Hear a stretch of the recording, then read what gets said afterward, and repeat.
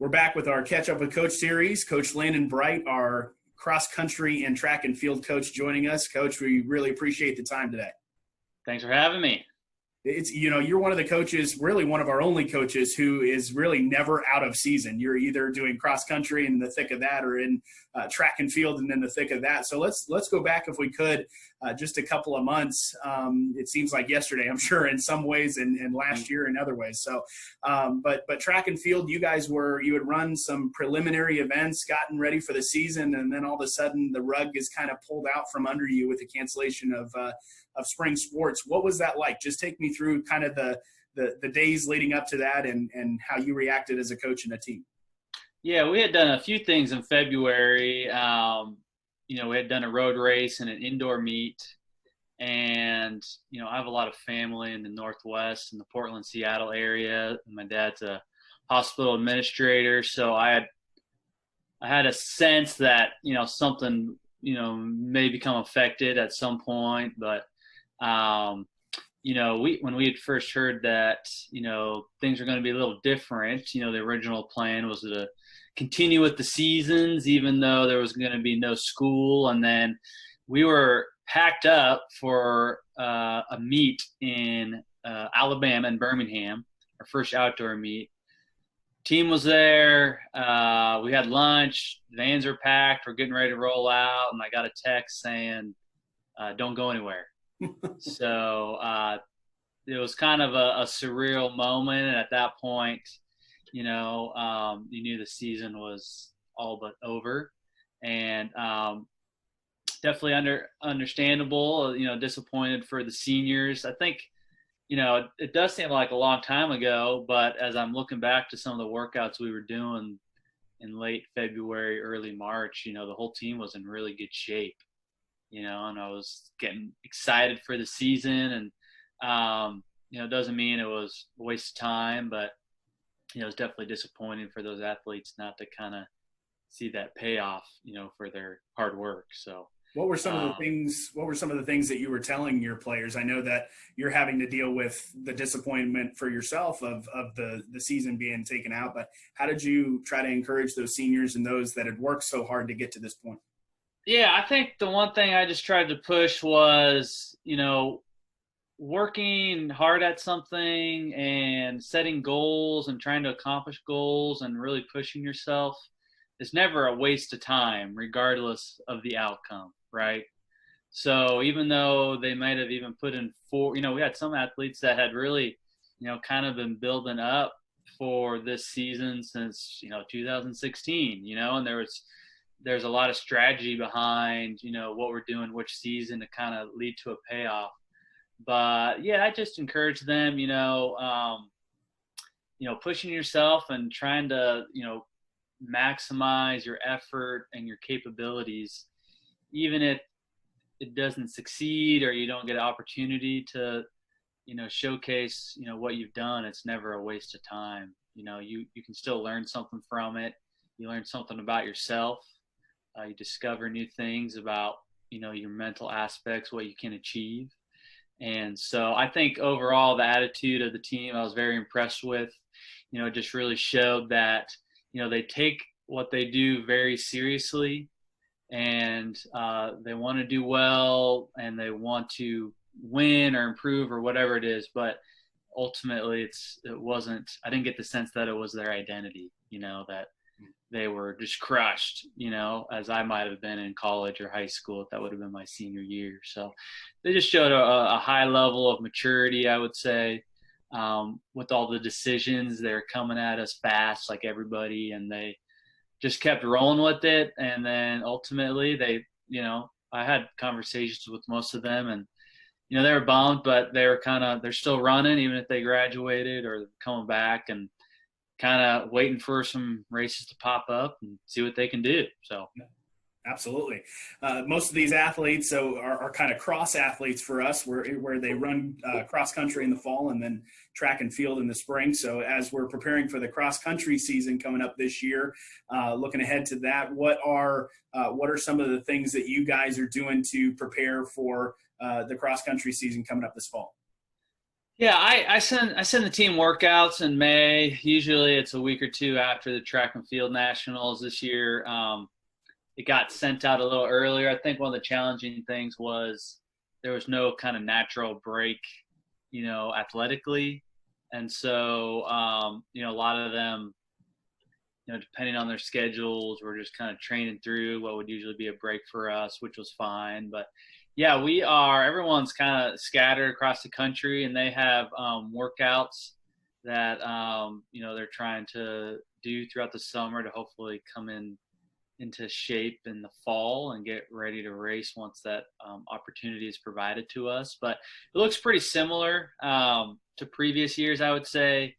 With running, I asked them just to follow the local guidelines and recommendations, whatever city, state they're in. But we have access to everything we would potentially need to train. Maybe unlike the indoor sports, tracks are for the most part closed down. Some have access to them, but it's not necessary. You can do things on the roads or on trails or so I wouldn't say there's been a huge shift in what we need to do. I think the big thing is just not knowing, start and end dates to things, so when you're putting together a training schedule, you're kind of trying to set yourself up to feel good on certain weeks and days. So we have an idea of what that might look like, but, we're trying to keep it pretty general right now, like we usually do, and just be consistent, stay healthy, and have fun over the summer with the training. Cross country, the guys coming in having won 4 straight national tournaments or national championships at the Division II level.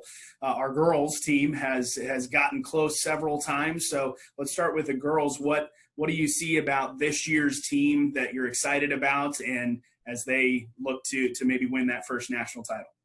Yeah, we have a much bigger women's team this year, so I think that will kind of help with the competitive nature a little bit. I think the big encouragement came in the spring, actually, to where we had a lot of the women's team just training really well, and there definitely seemed to be a mindset switch to where they just seemed more confident and just seemed more competitive as a group, competitive with each other in a healthy way, competitive with workouts and training.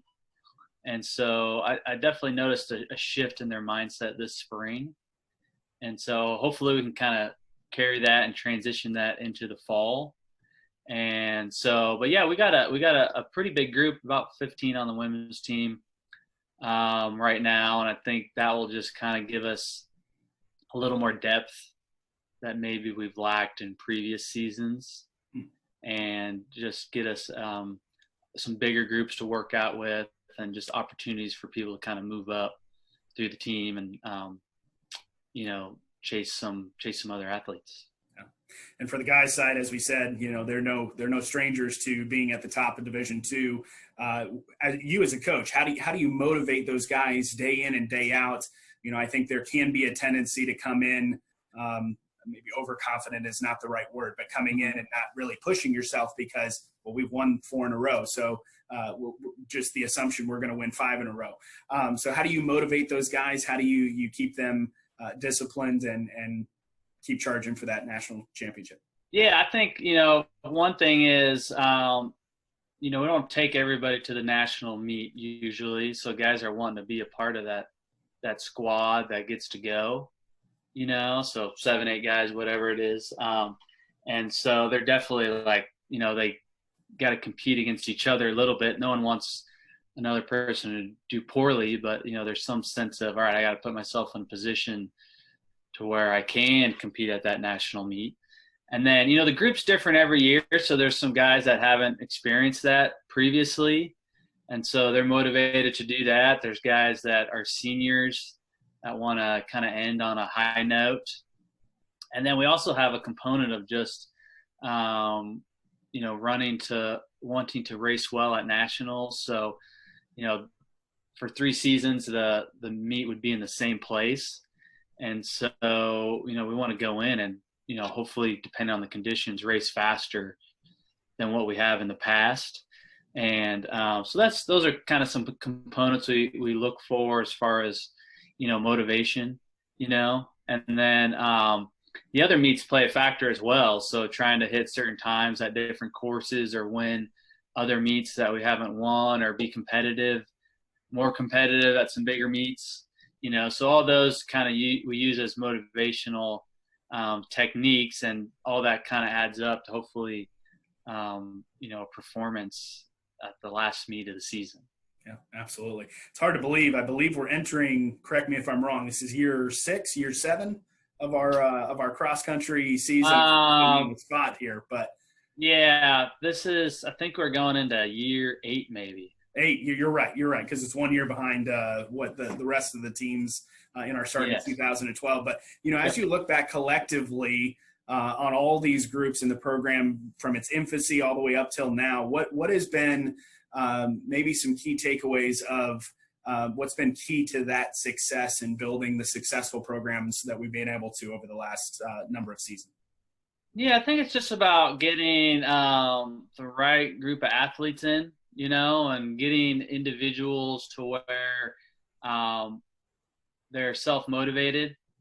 It's for us, with our schedules and whatnot, we really need student athletes that are self-motivated. So they're going to get in the workout no matter the situation or the circumstances. And so that's been a big component. Another thing is just usually when people come in their freshman year, they're there all 4 years, And so for us, that gives us a chance to develop individuals and as a team to kind of improve each year. And so that's just not, a compliment to the team and the athletic program, but just the school as a whole. We don't get a ton of turnover with our teams. So it's really nice for a coach to, get an athlete in and just be able to be patient, not have to worry about, making sure they're happy or whatnot, to just be able to kind of do what we need to do training wise. And, we'll race here, won't race here. We put guys and women in position to where, their junior, senior years, they're starting to pay off a little bit. So those two components are kind of, I would say, the big keys for the success of the program. Coach Landon Bright of our cross country and track and field. Coach, again, we thank so much for the time and wish you guys the best of luck as we head into this coming fall. Thank you very much, Johnny. Have a good day.